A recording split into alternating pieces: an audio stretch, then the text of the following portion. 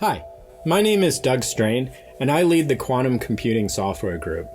We connect our researchers and external partners to our internal quantum hardware. One of our main products is Cirq. Cirq functions as our central gathering point and our canonical way of defining and modifying quantum circuits. With Cirq, you can design and create a quantum circuit, analyze it using simulators, and then send it to hardware using our Quantum Computing Service API. No one really knows the best way to program code for a quantum computer yet. The world is still developing algorithms, tricks, and methodologies to get the most out of these novel devices. It is our job to distill these tricks people are learning right now and make them reusable so that everyone can try them. As quantum computers get more powerful, the circuits and programs they can execute will get much bigger, both in the number of qubits as well as their length and complexity. We need to advance the state of quantum computers from the 1960s era of machine code and assembly language where it's at now to the complex abstractions that will be needed as we approach giant error-corrected devices of 1 million plus qubits.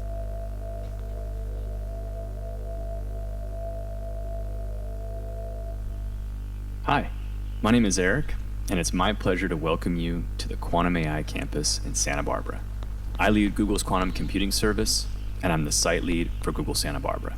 Production quantum hardware requires system integration and the hardening of all of our proven research quantum hardware, demonstrating that we can make systems more and more reliable with each subsequent repetition. What are the challenges along the way that we need to address? First, assemble an awesome team. I'm helping to build that team every day. We have a great starting point, and we will continue to grow our team in new dimensions. Second, plot the course and be delighted to wayfind along the way. We have a hardware roadmap to an error-corrected quantum computer. That is the course. And as with any planned adventure in nature, something exciting and challenging will likely pop up and force us to replot that course. And 3, build the landmark Quantum AI campus. Our error-corrected quantum computer will be the size of a tennis court. It will be an architectural, scientific, and cultural wonder. Within it, a team of 1 million qubits will operate in concert to a surface code error correction while pumps and cryogenics cheer along. I invite you to enjoy a peek inside to learn more about our team and our passion for our work. I hope that you're as inspired as we are to embark on this journey to build an error-corrected quantum computer for the world, from wherever you may call home.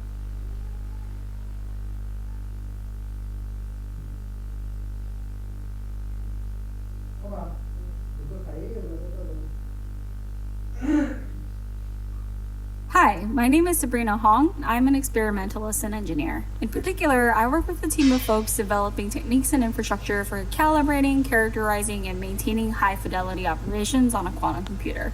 If we had a fault-tolerant quantum computer today, part of my job would have been to develop the experiments and software that could get us from a fabricated chip in a package to a set of control parameters that could integrate all those pieces and components from various teams to make a programmable quantum computer capable of error correction.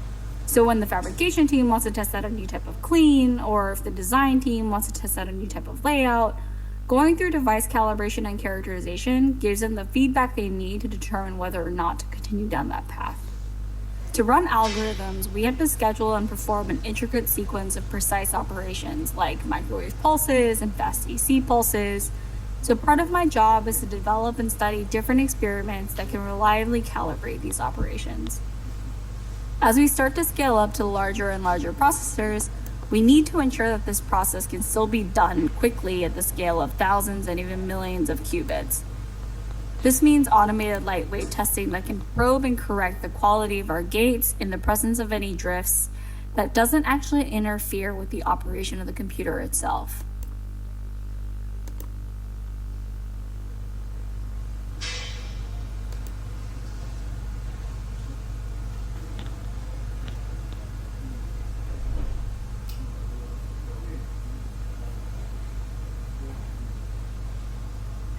Hello, my name is Marissa Justina. I am a research scientist and quantum electronics engineer on the Google Quantum AI team. I build cryogenic hardware that includes packaging and wiring basically the hardware that facilitates information transfer between the kind of dirty and warm world that we live in here at room temperature and the quantum processors that live in the 10 millikelvin base of a dilution refrigerator. If you look at our system as a whole, you will see racks of electronics. Those are electronics operating at room temperature.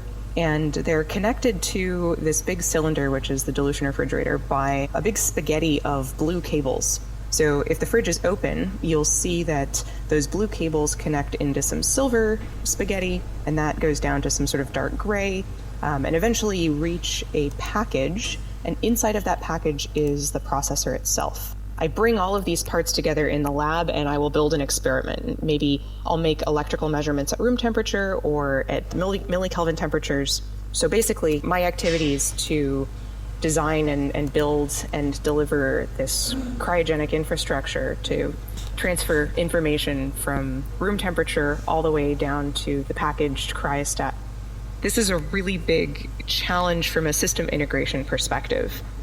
Right now, we have the capacity to just barely scrape the surface of error correction and of demonstrating that error correction can work. Ultimately, we need to build a system, a big system, with all of the supporting infrastructure, but the target is kind of constantly moving, and each piece itself of that system is its own research topic, but they have to be developed in a way that can be integrated. The system as a whole is too complicated for any one person to be able to understand and sort of orchestrate it all. It actually requires a lot of research, a lot of clear communication, a lot of carefully coordinated creativity, really.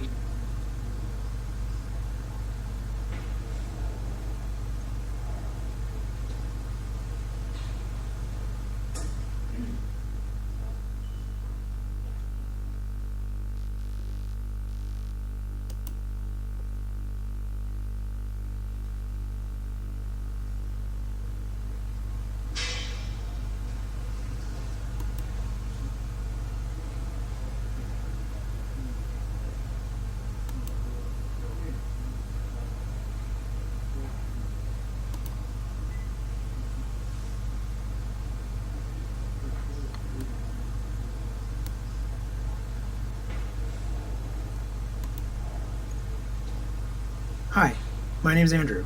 I'm a quantum processor designer. There's kind of three aspects to design, namely physically simulating and laying out our processors, which in the end are just analog RF devices that work at cryogenic temperatures. There's fabricating our devices, which is something we do with kind of standard microfabrication techniques. And then there's testing our processors, which involves cooling them down to millikelvin temperatures, shooting microwaves at them, performing algorithms or measuring key metrics like quantum coherence. In order to understand how to design a processor better, you kind of have to understand both the limitations of the fabrication as well as what metrics to measure and how those things are measured and how to improve those metrics in order to eventually improve the processor performance as a whole. Useful algorithms require many coherent operations in order to perform a useful computation. Currently, our processors can't stay coherent long enough to perform these long computations. So we have a strategy where we do something called error correction. Error correction is basically the idea that you can distill a very good qubit out of many not so great qubits. Error correction comes at a cost. You have to use a lot of qubits to reduce the error from an individual qubit. So the major challenge that we're trying to overcome is to better control or isolate our qubits while maintaining this level of connectedness between qubits such that they can still perform single and 2 qubit gates with high fidelity. So I collaborate closely with teams such as the packaging team, which is involved with making sure that the signals are properly isolated before they even get onto the chip, as well as the calibration team, which characterizes and comes up with new ways to calibrate the system. We then take this data and feed it back into the design to try to improve things further.